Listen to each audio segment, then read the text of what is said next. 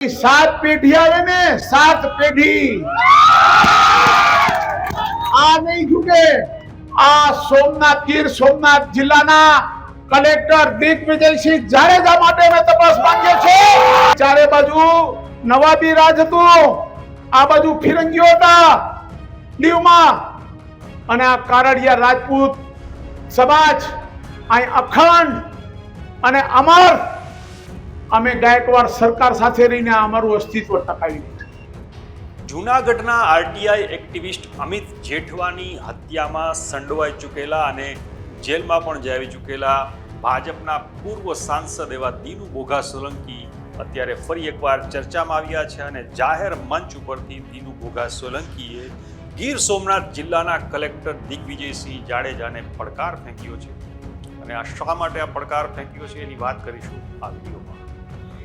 નમસ્કાર, તમે જોઈ રહ્યા છો વાઇબ્સ ઓફ ઇન્ડિયા અને મારું નામ છે પ્રાણ।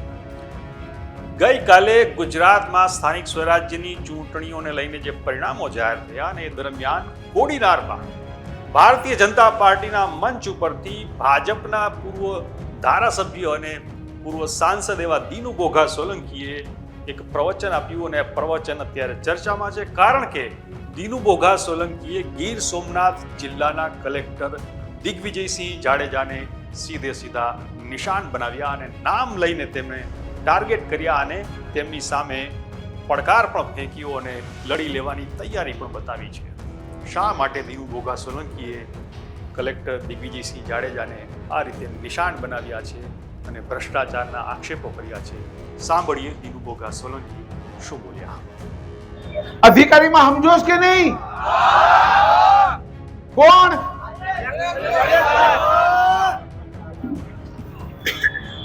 આણે ગઈકાલે બધામાં મોકલ્યું કાઢ્યો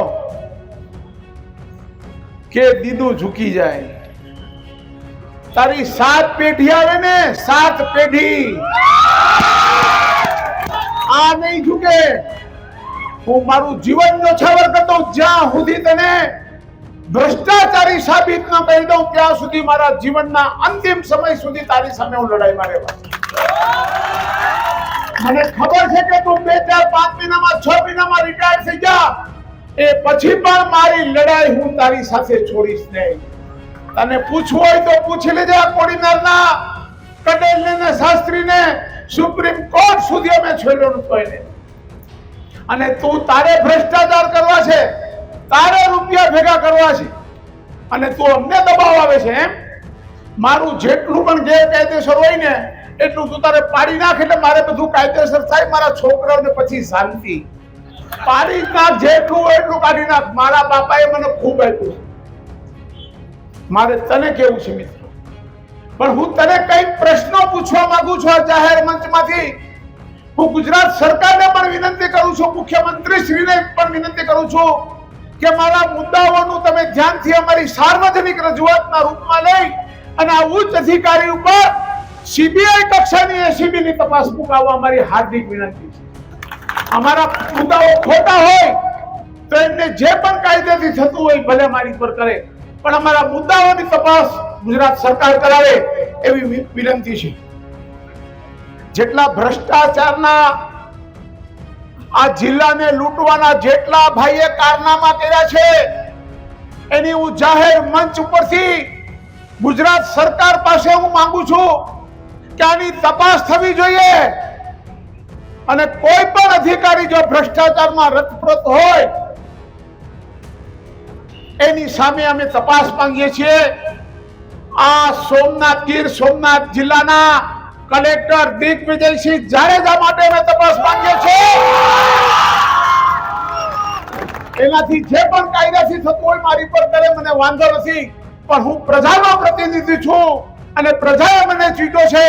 મારે ચોક્કસપણે કહેવું છે કે મારે મારા ઉપર પણ જોખમ લઈને જે કરવું પડે પ્રજા માટે હું કરીશ, કેમ કે મારી લડાઈ કોઈ સામાન્ય માણસ સાથે નથી।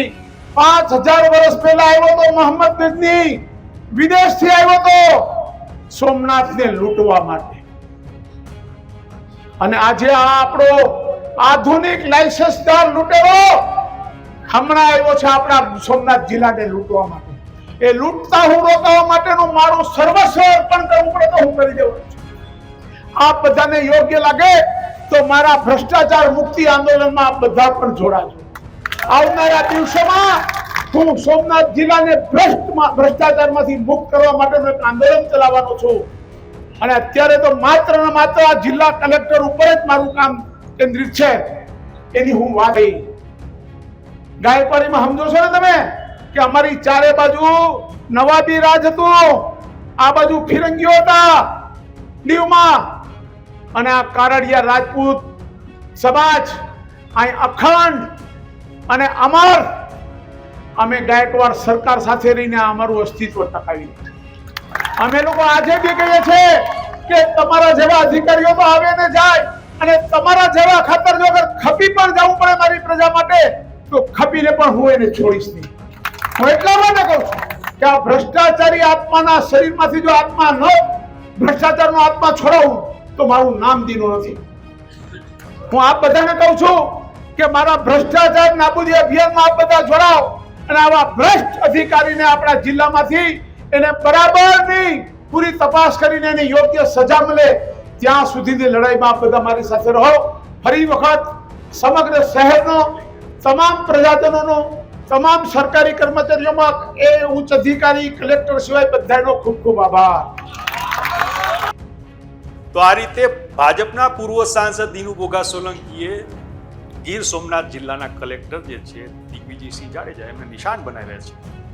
અને આ ગીર સોમનાથ જિલ્લાના જે કલેક્ટર છે એમની કામગીરી છે, ડિમોલિશનની કામગીરી, એ અગાઉ પણ તાજેતરમાં ચર્ચામાં રહી હતી. અને ખુદ ભાજપના જે સમર્થકો છે એમને આ તેમની કામગીરી છે ગમી ગઈ હતી, તેમના વખાણ પણ કર્યા હતા.